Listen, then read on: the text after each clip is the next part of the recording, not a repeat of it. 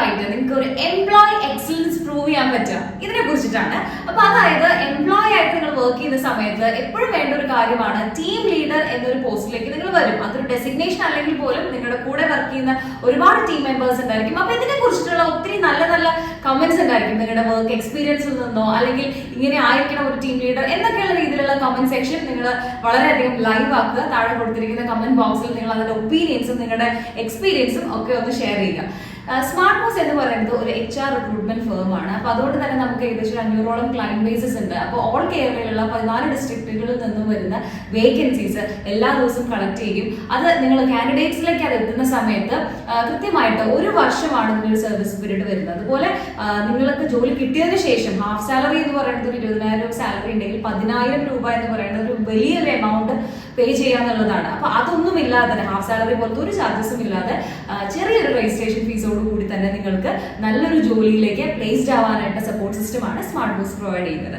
Okay, അപ്പൊ നമ്മുടെ ടോപ്പിക്കിലേക്ക് തിരിച്ചു വരുമ്പോൾ എങ്ങനെയാണ് ഒരു നല്ല ടീം ലീഡർ ആവുക, അതുപോലെ തന്നെ എങ്ങനെയാണ് അത് എംപ്ലോയി എന്ന നിലയിൽ നിങ്ങളുടെ എക്സലൻസി പ്രൂവ് ചെയ്യാനായിട്ട് ഹെൽപ്പ് ചെയ്യുന്നത് എന്നുള്ള കുറച്ച് കാര്യങ്ങളാണ്.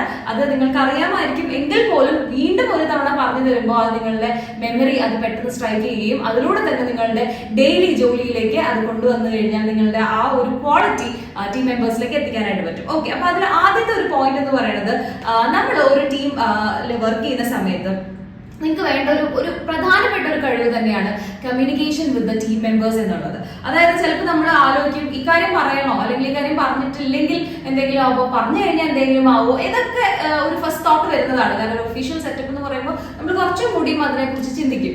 എന്നാൽ പോലും കമ്മ്യൂണിക്കേഷൻ വിത്ത് ദ ടീം എന്നുള്ളത് ഒരു റെഗുലർ ബേസിൽ നിങ്ങൾ കോർഡിനേറ്റ് ചെയ്തുകൊണ്ടിരിക്കുന്ന ആളുകളുമായിട്ടുള്ള സ്ഥിരമായിട്ടുള്ള കമ്മ്യൂണിക്കേഷൻ ഇസ് വെരി റെലവെന്റ്. നിങ്ങളൊരു ടീം പ്ലെയർ ആണ് എന്നതിന്റെ ഒരു ഫസ്റ്റ് സിഗ്നൽ തന്നെയാണ് ആ ഒരു കമ്മ്യൂണിക്കേഷൻ വിത്ത് ദ ടീം എന്നുള്ളത്. അതുപോലെ രണ്ടാമതായിട്ട് പറയുന്ന ഒരു കാര്യം എന്ന് വെച്ച് കഴിഞ്ഞാൽ കോൺട്രിബ്യൂട്ട് മാക്സിമം ഇൻപുട്സ്. അതായത് നിങ്ങൾക്ക് കൊടുക്കാൻ പറ്റുന്ന ഒരു അസൈൻഡ് ആയിട്ടുള്ള ഒരു കാര്യം അതുണ്ടായിരിക്കും, എങ്കിൽ പോലും അതിനേക്കാൾ ഒത്തിരി നിങ്ങളുടെ പൊട്ടൻഷ്യൽ അതിനകത്തേക്ക് കൊടുക്കാനായിട്ട് സാധിക്കുമ്പോൾ തന്നെയാണ് അതൊരു റിസൾട്ടിലേക്ക് എത്തുന്നത്. അപ്പൊ അതുകൊണ്ട് തന്നെ മാക്സിമം ആയിട്ടുള്ള ഒരു ഇൻപുട്സ് ഓരോ കാര്യത്തിലേക്ക് കൊടുക്കുക.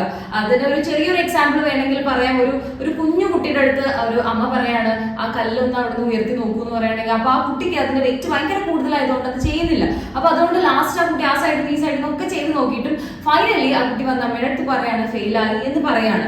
അപ്പൊ അമ്മ ചോദിക്കുകയാണ് നിനക്ക് അവൈലബിൾ ആയിട്ട് എല്ലാ റിസോഴ്സും നീ ഉപയോഗിച്ചിരുന്നോ എന്ന് ചോദിക്കുകയാണ്. അപ്പൊ കുട്ടിയുടെ ആൻസർ എന്ന് പറഞ്ഞാൽ ഉപയോഗിച്ചു, ഞാൻ മാക്സിമം ശക്തി വെച്ചിട്ട് നോക്കി, പറ്റിയില്ല.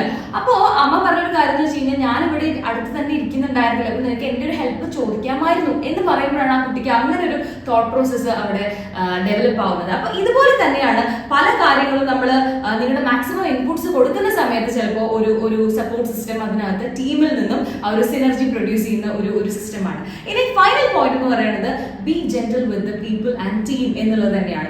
പല സമയത്തും നമുക്ക് വരുന്ന ഒരു സിറ്റുവേഷൻസിനെ ഓവർകം ചെയ്യുമ്പോൾ അല്ലെങ്കിൽ ആ ഒരു സിറ്റുവേഷൻ നിങ്ങൾ ആലോചിക്കുന്ന സമയത്ത് ഉണ്ടാവുന്ന ഒരു പ്രഷർ ബേസ്റ്റ് എന്നതിന് പകരമായിട്ട് ബി ജെന്റിൽ വിത്ത് പീപ്പിൾ, അതുപോലെ തന്നെ നിങ്ങൾക്ക് ടീമിനോടും ആ ഒരു ജെന്റിൽ ഫീൽ കൊടുക്കാൻ പറ്റുകയാണെങ്കിൽ ദാറ്റ് വിൽ ബി ഗ്രേറ്റ്. അപ്പൊ ഇത്രയും ഒരു കാര്യങ്ങൾ നിങ്ങൾക്ക് ശ്രദ്ധിക്കാൻ പറ്റുകയാണെങ്കിൽ അത് തന്നെ നിങ്ങളുടെ ഒരു ആസ് എൻ എംപ്ലോയി നിങ്ങളുടെ ഒരു എക്സലൻസിയിലേക്ക് അത് കൺസിഡർ ചെയ്യും. അതൊരു ഇമ്മീഡിയറ്റ് റിസൾട്ടിൽ അല്ലെങ്കിൽ പോലും ഒരു ലോങ് ടേമിൽ അത് വളരെയധികം വാല്യൂ ചെയ്യുന്ന കാര്യങ്ങളൊക്കെ തന്നെയാണ്.